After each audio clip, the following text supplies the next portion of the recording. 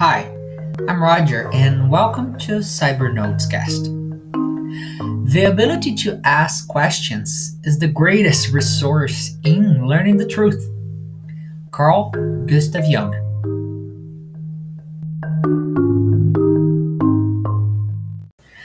As digital technology assumes an important role as part of our lives, ensuring the security of information has become a must do.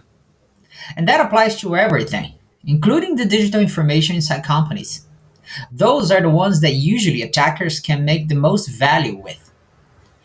The market offers several possibilities on how to prevent cyber attacks and control internal access to sensitive data. Among the most efficient ones, we have privilege access management, or as we call it, PAM solutions. But what are privilege accounts? Well, on a 24/7 basis, hackers and even people that are not very happy with the organization they work for are looking for flaws within the company's systems to gain access to confidential data. This threat can be both external and internal. Therefore, organizations are increasingly looking for solutions that are truly capable of protecting digital information. Privilege accounts are created to control access to those data. This access is usually restricted only to people who hold leadership positions, like high level management and administrators in the IT department. Other employees can obtain this information with the right authorization. Although it is of critical importance, proper control often ends up being flawed. That is why we need to have a tool capable of directing, tracking, and filtering these accesses, such as a PAN solution. Okay, I got what it is, but should I invest in it? Well, you tell me. The lack of control over access to certain data within an enterprise can result in major disruptions, including loss of business continuity. Many adopted systems end up vulnerable due to a lack of effective supervision. Microsoft is one of the several companies that recently published information regarding a security flaw in Windows. This lack of control leaves room for the leak of information, much of it sensitive, inside or outside the company. But after all, how to guarantee the privacy of these contents? Well, a PIN solution turns out to be quite efficient in this case, as it uses security strategies and technologies that together are capable of controlling privileged access. They restrict which user will be allowed to enter certain accounts, applications, devices, processes, and internal systems, and control them. This prevents external attacks, which can occur as a result of an employee's lack of attention or sharing of sensitive information within the company.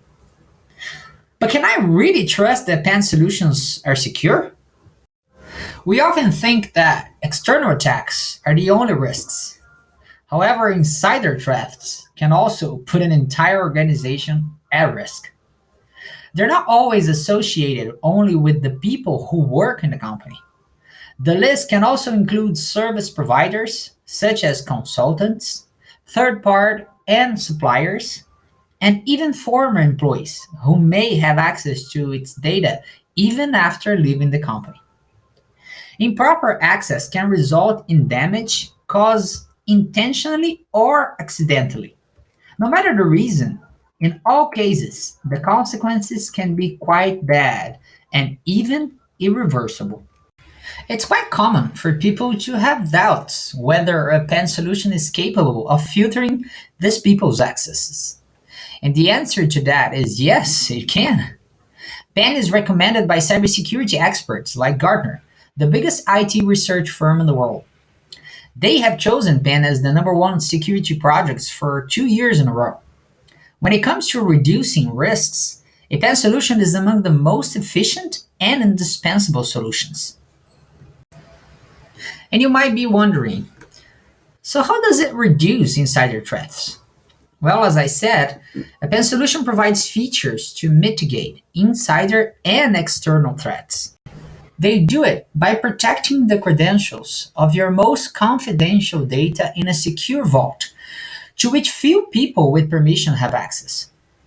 Privilege access can be limited so that only authorized people can consult personal customer data, trade secrets, ongoing negotiations, intellectual property, financial data, among other informations. Privilege access management is able to direct which access each people or employee will have authorization. They will only be able to consult information relevant to their tasks. All of this will be controlled by the system, no matter if they are working in person or remotely from home, for example.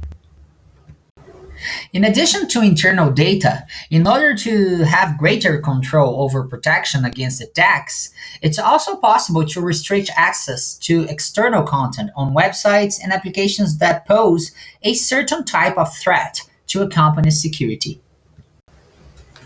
And is it possible to protect passwords in the cloud? Well, yes, it sure is. There are pen solutions offering a cloud native password vault. The SaaS model service protects credentials, offers password rotation, and monitoring of these privileged accounts. With that, you can minimize security admin tasks, allowing the process to take place efficiently and at a lower cost.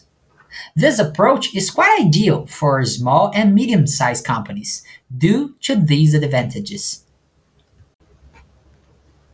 And as we have talked about this in the Cybernotecast before, people may confuse PAN with IAM, Identity and Access Management. So you may ask yourself, is it the same thing? Well, as I've explained before, no, it is not. Although both have the principle of controlling a company's data, the two usually work in a complementary way, each with its own functionalities.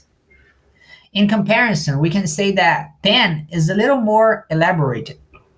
Identity and Access Management, or IAM, is a tool used for admins to easily manage users and legitimize access to certain company resources. Despite that, this type of system has some gaps when it comes to privilege accounts. It is at this point that PAN becomes essential, as it works in a broader and more detailed way. The solution can inform you on everything that is being done, which sections were started, and who is accessing certain informations. In short, a PAN solution controls everything related to this data within the company, managing to filter accessibility and ensure security storage of all privileged informations.